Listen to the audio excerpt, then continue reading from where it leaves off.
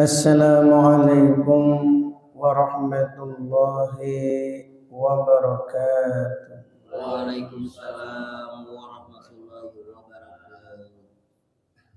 Nahmaduhu wa nusalli wa nusallimu ala rasulihil karim. Allahumma la ilma lana illa ma 'allamtana innaka anta 'alamul ghuyub.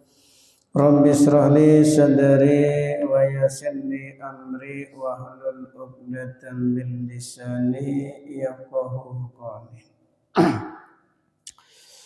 Al-Fatihah. A'udzu billahi minasyaitonir rajim.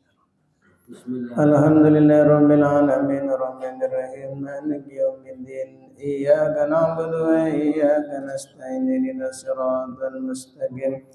Siratal ladzina an'amta 'alaihim ghairil maghdubi 'alaihim. Wal maqalatul isruna, maqalah yang ke-20. An Ali radhiyallahu anhu, dari Sayyidina Ali radhiyallahu anhu, wa karamallahu wajhahu, dan wajah yang mulia. Wa karama wajhahu, yang memiliki wajah yang mulia. Sayyidina Ali mengatakan, man lam yakun indahu sunnatullah adatuhu wa sunnatu rasulihi wa sunnatu awliyaihi falaysa fi yadihi syai'un. Barang siapa yang tidak ada pada dirinya sunnatullah, yaitu melakukan ketentuannya Allah, namanya sunnatullah. Adatuhu, yaitu adatnya Allah, bahasanya kebiasaan. Wa sunnatu rasulihi, dan kebiasaannya Rasulnya Allah subhanahu wa ta'ala. Sya'nuhu, yaitu artinya perkaranya Rasul. Wa sunnatu awliyaihi, dan kebiasaannya para wali-walinya Allah. Falaysa fi yadihi syai'un, maka orang yang tidak ada pada dirinya tiga perkara tersebut, fi yadihi syai'un, maka di tangannya tidak memiliki apa-apa. Jadi kalau dia itu pada dirinya tidak memiliki sunnatullah, tidak memiliki sunnahnya Rasulnya Allah, tidak memiliki sunnahnya wali-walinya Allah, maka dia tidak memiliki apa-apa pada tangannya. Artinya kalau dia doanya nggak makbul, ya, apa yang dia minta ya nggak dikasih. Dia harus memiliki tiga perkara yang harus ada pada diri seseorang, yaitu sunnatullah, sunnah Rasulnya Allah, dan sunnah wali-walinya Allah. Falaysa lahu syai' yuqtaddu bihi, artinya tidak memiliki apa-apa pada tangannya, yaitu tidak memiliki sesuatu pun yuqtaddu bihi yang bisa dihitung. Artinya memang nggak ada nilainya, ya, pada dirinya itu tidak ada nilainya. Orang itu bisa dihitung karena ada nilainya, maka bisa dihitung. Qila lahu, maka ditanya, yaitu li Ali, kepada Sayyidina Ali, ma sunnatullah, apa itu sunnahnya Allah? Yang dimaksud sunnahnya Allah itu apa? Qala Ali, maka Sayyidina Ali mengatakan, kitmanus sirri, itu menyimpan rahasia. Masya Allah. Ya, sunnahnya Allah itu apa? Menyimpan rahasia. Jadi diantaranya Allah itu syirik, suka menutupi keburukan-keburukan hamba itu senantiasa ditutupi oleh Allah. Maka kita jangan suka membuka aib orang atau keburukan orang. Karena di antara sunnahnya Allah yaitu senantiasa menutupi atau menyimpan sir, ya, rahasia. Wa huwa ma'akfahu, yaitu yang dimaksud sir artinya ma'akfahun nas, yaitu menyimpan, ya, atau menyamarkan rahasia an-nasu manusia anil hadisi dari perkataan inda saksin ketika di sebelah orang lain. Fakit manusir, karena sesungguhnya menyembunyikan rahasia wajibun adalah hukumnya wajib.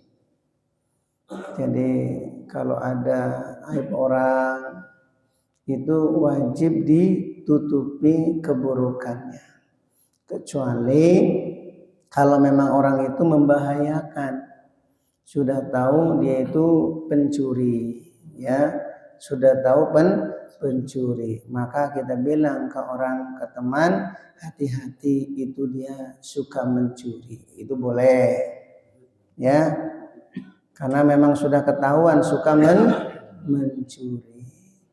Ya, tapi kalau bukan ahli pencuri, mungkin ya suka membicarakan keburukan orang, memiliki akhlak yang buruk, ya, atau suka ngambil hak orang lain tanpa izin sesekali, maka ini jangan dibicarakan keburukannya, ya.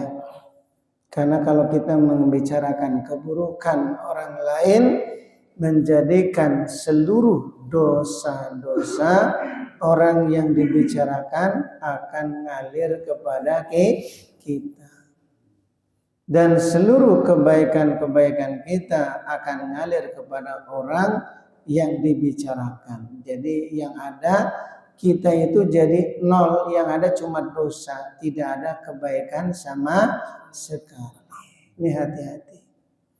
Jadi seakan-akan amal yang dia cari di tangannya jadi nggak ada, betul? Gara-gara membuka keburukan orang. Maka ini menutupi rahasia adalah sunnahnya Allah Subhanahu wa Ta'ala. Wakila kemudian bertanya lagi kepada Sayyidina Ali, ma sunnatu Rasul, apa itu sunnahnya Rasul? Tadi sunnahnya Allah, sekarang apa itu sunnahnya Rasul? Qala, maka Sayyidina Ali mengatakan al-mudaratu bainan nas, itu beradaptasi sesama manusia. Ini penting. Kama qala ba'duhum, sebagaimana perkataan sebagian ulama, darihim ma dumta fi darihim wa ardihim ma dumta fi ardihim. Darihim, berbaulah kalian kepada mereka, ma dumta fi darihim, selama kamu tinggal di kampung mereka. Wa ardihim, dan buatlah mereka itu senang, ma dumta fi ardihim, selama kamu tinggal di bumi mereka. Ya, kalau kita ini orang Bandung berada di Jakarta, jangan sekali-kali berkoar-koar tentang Persib. Ya, disesuaikan. Orang Jakarta juga berada di Bandung, jangan berkoar-koar tentang Persija. Jadi disesuaikan. Ini sunnahnya Rasul nih. Ya, sunnahnya Rasul. Kita menyesuaikan dengan keadaan. Jangan baru datang ke Asukur sudah tahu-tahu mengubah. Ya, yang tadinya nggak ada kunut jadi kunut. Ini saha nih orang ini. Ya, beradaptasi heula. dengan masyarakat, pelan-pelan menyampaikan ya, yaitu tausiah, pengarahan. Yang tadinya tahlilan Yasin taruh di bawah, nah dikasih tahu, tapi setelah bertahap. Jangan baru datang orang baru ada tahlil, Yasinan jangan di bawah, maka orang melihat ini saha ini orang ini. Itu tidak menyesuaikan, Tarawih tadinya 8 rakaat jadi 23, jadi sesuai adaptasi heula, jangan baru datang ini 211 nih pahalanya dikit, kita mau cari pahala yang banyak 23, ini bisa diusir kita ini saha ya. Ini penting nih, makanya para rasul itu dakwah itu adaptasi dulu ya, beradaptasi. Maka mudarat itu ya namanya kasih sayang, sebenarnya memiliki sifat kasih sayang, disesuaikan. Seperti beda dengan kasih sayangnya pelayan yang ada di mana swalayan, kan kelihatannya baik ya, tapi tujuannya supaya pendatang itu beli barang kan gitu. Tapi kalau ulama-ulama datang ke satu kampung itu memang tujuannya ya untuk memperbaiki umat. Maka ya dalam memperbaiki umat perlunya adaptasi. Yang paling bagus tuh ya sesuai dengan bahasanya. Datang ke Sunda ya bahasa Sunda itu kalau bisa, daripada nanti keliru cincang keling manuk cingkleng cineten. Itu tuh yang taunya blos kakolong Bapak Satar Bulenang. Masya Allah. Jadi disesuaikan. Datang ke tanah Jawa ya pakai bahasa Jawa. Coba lihat Wali Songo itu beradaptasi nggak? Sangat beradaptasi. Kebiasaannya wayang nggak dirubah, cuma wayangnya jadi wayang kulit. Jadi wayang kulit. Ceritanya apa? Tentang Nabi, tentang Rasul, kisah-kisah ya. Masya Allah. Terus apalagi Sunan Kalijogo itu sangat beradaptasi. Sajen nggak langsung dibuang, dirubah pelan-pelan. Pokoknya hebatnya Wali Songo itu ya beradaptasi dulu. Mereka ya kelihatannya kan berdagang ya, berdagang. Awalnya kan berdagang itu hanya sekedar ya bukan tujuan yang sebenarnya. Tujuan Wali Songo itu datang ke tanah Jawa untuk menyebarkan Islam. Mereka jualan dengan jujur, dengan harga murah, ya barangnya bagus, tidak menutup-nutupi kalau itu barangnya jelek. Orang-orang pada suka, ketika suka belanja dengan mereka sambil menyisikan dakwah ya, dakwah tentang kebenaran Islam. Akhirnya ya 90% ya Islam ada di Indonesia. Akhirnya jaya pada saat itu. Nah, terus raja penjajaran apakah tidak ada? Ada. Walaupun Islamnya pada saat itu sebelumnya minoritas, Hindunya mayoritas, tapi hubungan antara Islam dengan Hindu itu sangat harmonis, saling menghargai, saling toleransi. Karena bagusnya orang-orang Islam pada saat itu, yang akhirnya berbalik, yang tadinya Islam 10%, ya Hindunya 90%, jadi berbalik. Islamnya 90%. Ini karena apa? Wali Songo itu dakwah dengan beradaptasi dulu. Ya. Nggak langsung ada kemenyan dihilangkan, ada sajen-sajen dihilangkan. Tetap budayanya itu tidak dihilangkan, cuma dilarikan yang benar. Ya. Sampai di Sunda ini namanya wayang apa nih? Wayang golek. Akhirnya lakunya cepot. Ya, nggak tahu asal mula cepot tuh saya juga nggak tahu. Bagong. Ini penting nih. Ya, ini sunnahnya Rasul. Andaikan Wali Songo itu tidak beradaptasi dulu dengan masyarakat Jawa, ya, dari Jawa Timur, Jawa Tengah, Jawa Barat, ya, tentu Islam tidak akan berkembang. Ini yang harus diikuti nih, disesuaikan bahasanya Jawa. Wali Songo pinter, ya, bahasanya yang apalagi Sunan Gunung Jati, tiasa ngomong Sunda tiasa, walaupun ya keturunan dari siapa? Nah, ayahnya itu Mesir, ibunya Nyai Subang Larang, orang Kerawang, neneknya orang Kerawang, yaitu istri daripada siapa? Prabu Siliwangi. Punya cucu namanya Syarif Hidayatullah, ya, yang lama belajar ilmu di Mesir selama 20 tahun, jadi ulama besar. Sama ibunya pesan suruh kembali ke Indonesia, yaitu mendakwahkan Islam di Gunung Jati. Dikenallah Sunan Gunung Jati, bahasanya Sunda. Nah ini, ya, orang-orang dulu tuh ya disesuaikan, jangan pakai bahasa Arab, pakai bahasa Arab. Nah ini penting nih, cuma saya aja yang belum bisa-bisa ini, ya. Nggak tahu dari berapa tahun ya, tahunnya cincang keling aja dari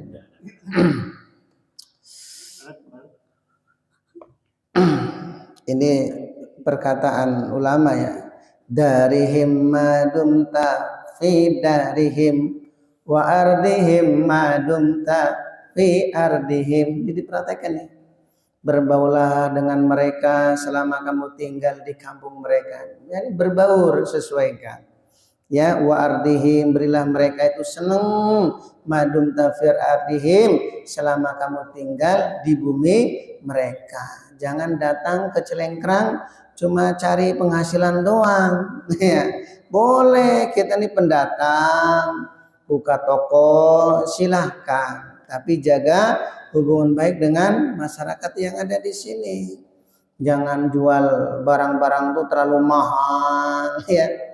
Ini tidak namanya memiliki sifat kasih sayang. Ya, orang-orang seperti ini ya nanti kalau terlalu pelit ya bisa-bisa diusir, bisa-bisa diusir. Kalau perlu ya berbagi. Namanya membuat masyarakat itu bergembira. Nah, kalau membuat masyarakat bergembira, dengan sendirinya mereka itu akan membela kita. Betul nggak ya? Nah, ini penting. Wa qila ma sunnatu auliyaihi. Kemudian Sayyidina Ali ditanya, apa itu sunnah wali-walinya Allah? Tadi yang pertama sunnahnya Allah, yang kedua sunnahnya Rasulnya Allah, yang ketiga sunnah wali-walinya Allah. Itu apa? Qala, maka Sayyidina Ali mengatakan ihtimalul ada anin nas, menahan rasa sakit dari perbuatan manusia. Jadi namanya berbaur dengan manusia itu ada aja perkataan atau perbuatan yang menyakitkan. Kita harus bersabar, nahan. Ya, ihtimal itu nahan rasa sakit. Ada orang tuh perkataannya menyakitkan, nyeledik, apa nyeledik? Pokoknya pedas lah, ditahan. Jadi kemarin sudah dijelaskan, orang takwa itu bukan orang yang tidak punya rasa lagi. Dicubit nggak terasa, ya, nggak makan nggak lapar. Bukan, orang takwa itu ya tetap punya rasa, ya, dipukul ya rasa sakit. Jangan kira orang takwa tuh kayaknya kalau dipukul tuh kuat kelihatannya. Coba dipukul jedar, nggak boleh. Jadi orang takwa itu juga punya rasa. Kalau dipukul sakit, kalau nggak makan juga lapar. Tapi apa, wali-walinya Allah itu ketika menghadapi, ya, sikap umat yang kadang mungkin menyakitkan, dia harus ditahan. Namanya umat ya pro kontra itu biasa, betul nggak? Ada yang pro, ada yang kontra. Jadi andaikan kita menjadi rasul sekalipun, seandainya ya, tetap ada orang yang nggak suka. Sebaliknya walaupun kita menjadi ustadznya Fir'aun sekalipun, ustadznya nih, ya bukan Fir'aunnya, ini gurunya Fir'aun, tetap saja masih ada pengikutnya, betul nggak? Makanya apalagi di Indonesia, walaupun Lebaran seminggu lebih dulu, ya tetap masih ada pengikutnya. Katanya sudah nelpon sama Allah. Berarti Allah itu punya nomor WA nih. Ya, Masya Allah, itu Indonesia itu. Sudah tahu ya, itu keliru, tetap aja ada pengikutnya. Aneh ya? Aneh. Jadi itulah sifat manusia. Yang penting kita tuh lempeng aja. Dalam amal agama itu lempeng. Jangan tengok kanan, tengok kiri. Pro kontra itu selalu ada. Ya, kita mau berbuat baik, ada aja orang yang ngomongin, wah, apa namanya? So alim. Kayak kemarin aja baru ngintip orang kok. Baru aja ngintip, sekarang udah ahli masjid. Nah, kita jangan terkesan. Andaikan kita berbuat buruk pun jadi penjahat, sama. Ada orang juga ngomongin, betul nggak? Udah lebih baik tuh lempeng aja. Jadi inilah sunnahnya wali-walinya Allah, apa? Ihtimalul ada, menahan rasa sakit aninas dari perbuatan manusia. Insyaallah ya. Masya Allah, ini 3 perkara nih harus ada dalam diri kita nih. Maka kalau 3 perkara ini tidak ada dalam diri kita, seakan-akan di tangan kita tuh nggak punya apa-apa. Ya, seakan-akan di tangan kita nggak punya apa-apa. Ya, sunnahnya Allah apa? Pertama, menyimpan rahasia, suka menutupi keburukan orang. Yang kedua, sunnahnya Rasul apa? Beradaptasi sesama manusia. Yang ketiga, ihtimalul adza aninas, yaitu menahan rasa sakit dari perbuatan manusia, ditahan ya. Salah ya. Nah, kalau ada perbuatan orang, perkataan orang yang sekiranya nggak cocok di hati kita, ditahan. Insyaallah. Jangan jangan, ditahan aja. Sampai kapan? Ya, sampai kita meninggal dunia. Wa kanu man qablana, kemudian mereka, nih lanjutannya, orang-orang sebelum kita, minal umami, yaitu dari umat-umat terdahulu, yatawassauna, saling berwasiat, yusi ba'duhum ba'dan, sebagian mereka saling berwasiat kepada sebagian yang lain. Orang-orang dulu itu sebelum kita, umat-umat terdahulu selalu berwasiat satu sama lain, bisalasin khisalin, yaitu berwasiat dengan 3 perkara. Wa takatabuna biha, atau saling mengirim surat kepada sebagian mereka, yaitu dengan 3 perkara. Isi surat itu mereka saling menasihati dengan 3 perkara. Yursila ba'duhum, yaitu yang dikirim atau diutus sebagian mereka. Al-kitabatil kal salasati, yaitu surat ya yang di dalamnya itu 3 perkara. Isi suratnya itu isinya nasihat 3 perkara. Ila ba'din, kepada sebagian yang lain. Yang 3 perkara itu pertama apa? Man amila say'an minal a'mali li akhirati kafallahu amri dinihi wa dunyahu. Masya Allah. Yang pertama, barang siapa yang beramal untuk akhiratnya, semata-mata hanya untuk akhirat, kafallahu amri dinihi wa dunyahu, amra dinihi wa dunyahu, maka Allah akan mencukupi dalam urusan agama dan dunianya. Ini yang pertama. Kalau orang tuh betul-betul beramal karena untuk akhirat, bukan semata-mata untuk dunia, ya, maka Allah akan mencukupi urusan agama dan dunianya. Ya, wa fa huwa fi hibdillah, artinya dia dalam penjagaan Allah Ta'ala fi jam'il ahwali, dari semua keadaan. Sebagaimana seorang Rasul ketika mereka dakwah, ya, Nabi Musa itu ketika perintah dakwah kepada Fir'aun, diperintah oleh Allah untuk dakwah kepada Fir'aun. Ya, namanya manusiawi.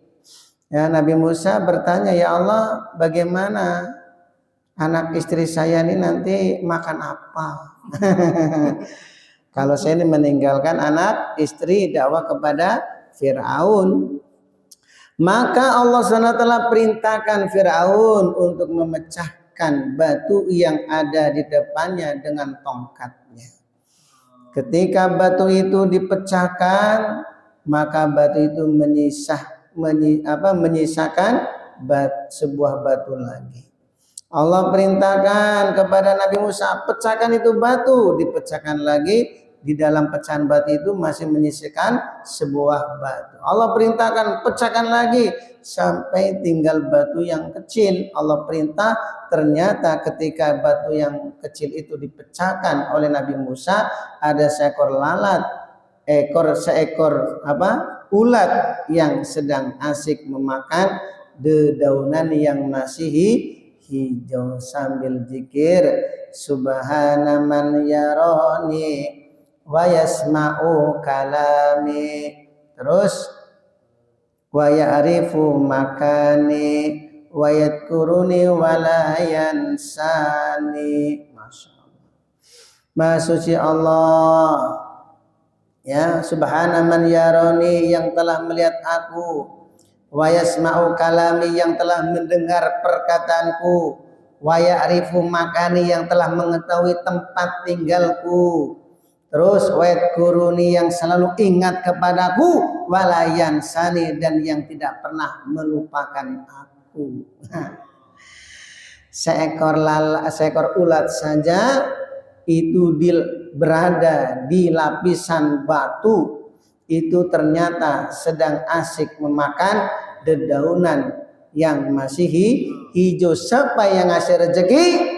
Allah. Ketika itulah Nabi Musa alaihissalam pun sujud kepada Allah, bersyukur. Akhirnya ketika Nabi Musa alaihissalam dakwah kepada Fir'aun, anak istrinya pun dicukupi oleh Allah, rizkinya oleh Allah. Jadi kalau kita ini beramal karena akhirat, nggak perlu khawatir, ya, masa depan anak-anak kita, masa depan istri kita nanti bagaimana, nggak perlu khawatir.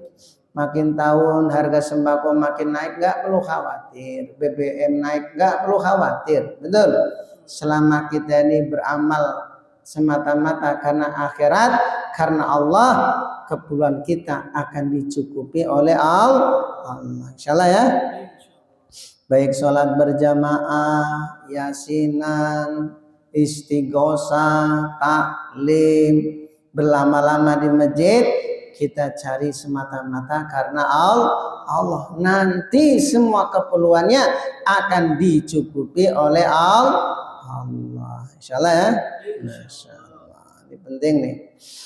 Yang kedua, wa man ahsana sariratahu. Nah, ini bahasa sarirotin.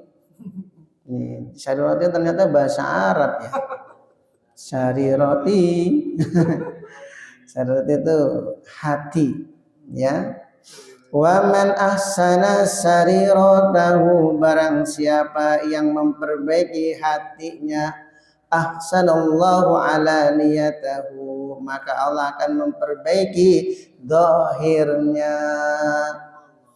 Kenapa? Wa dhahiru yadullu alal batin, karena yang zahir itu menunjukkan hatinya. Orang itu kenapa berbicara yang buruk-buruk? Karena menunjukkan hatinya itu buruk. Andai kan hatinya baik, maka kata-kata yang keluar dari lisannya mesti yang baik. Ya bagaimana hati? Maka pentingnya yang kedua ini, perbaikilah hatinya, maka Allah akan perbaiki dohirnya. Insyaallah ya. Ini yang kedua. Yang terakhir, waman aslaha ma bainahu wa bainallah. Barang siapa yang memperbaiki dirinya dengan Allah, yaitu dengan apa? Bi an amila amalan khalisan, yaitu dengan amal semata-mata murni karena Allah. Minaria, bukan karena riya, wal ujbi, bukan karena ujub bangga diri, wa tasmi, bukan karena ingin dipamer-pamerkan. Aslahallahu ma bainahu wa bainan nas, maka Allah akan memperbaiki antara dia dengan sesama manusia. Nih, renungan yang ketiga nih bagus. Barang siapa yang memperbaiki hubungannya dengan Allah, yaitu artinya beramal murni semata-mata hanya untuk Allah, bukan karena ingin riya atau ujub atau ingin dipamerkan, maka Allah akan memperbaiki hubungan dia dengan sesama manusia, khususnya keluarga kita. Jadi kalau ada masalah dengan istri, masalah dengan keluarga, masalah dengan kerabat, bawahan, ada masalah dengan atasan, perbaikilah hubungan kita dengan Allah. Maka kita itu akan dibaiki yaitu oleh manusia. Faman ahabbahu Allah ta'ala ahabbahul khalqi. Barang siapa yang dicintai oleh Allah, maka dia akan dicintai makhluknya Allah. Ini penting nih. Ya, khususnya dalam keluarga enggak perlu khawatir. Kalau ada masalah keluarga, tinggal perbaiki hubungan kita dengan Allah. Insyaallah ya.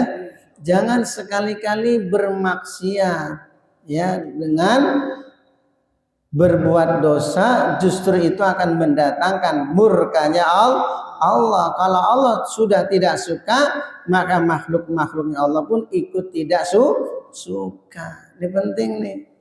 Ini yang terakhir nih. Waman aslaha ma bainahu wa bainallah. Aslahallah ma bainahu wa bainan nas. Barang siapa yang memperbaiki hubungan dia dengan Allah, antara dia dengan Allah, maka Allah akan memperbaiki hubungannya dia dengan sesama manusia. Jadi ini penting nih, khususnya dalam keluarga ya. Kalau ada percecokan, kita jangan ngelawan ya. Istri marah, kita jangan marah, itu nggak akan menyelesaikan masalah. Justru kalau istri lagi marah, kita cepat-cepat memperbaiki hubungan kita dengan Allah. Sholat berjamaahnya malah dijaga, ya istighosanya dikuatin, yasinnya istiqomah, zikirnya ditingkatkan, banyak waktu di masjid, duduk dalam taklim, pokoknya perbaiki aja. Yang sekiranya fardu-fardu itu kita jaga, yang sunnah diistiqomahkan, dengan sendirinya hubungan kita ini akan baik dengan sesama manusia. Kenapa? Faman ahabbahullah ta'ala ahabbahul khalqi. Barang siapa yang dicintai oleh Allah, maka dia akan dicintai oleh makhluknya Allah. Insyaallah ya. Ini panjang nih. Ya, makanya tadi enggak pakai pembukaan. Ya langsung. Mudah-mudahan apa yang kita dengar niat untuk mengamalkannya. Insyaallah. Masih ingat? Ya. 3 perkara tadi. Ya pohodohi. Ya, yang terakhir aja nih. Ulama orang-orang dulu itu saling menyurati, memberikan nasihat 3 perkara. Pertama yaitu beramallah hanya untuk akhirat, maka agama kita dan dunia kita akan dicukupi oleh Allah. Yang kedua itu kita perbaiki hati kita, maka yang zahir pun akan diperbaiki oleh Allah. Kemudian yang ketiga, kita memperbaiki hubungan dengan Allah, maka kita akan baik hubungannya dengan sesama manusia. Subhanallah wa bihamdihi, subhanallah wa bihamdika, asyhadu an la ilaha illa anta. Wassalamualaikum warahmatullahi wabarakatuh.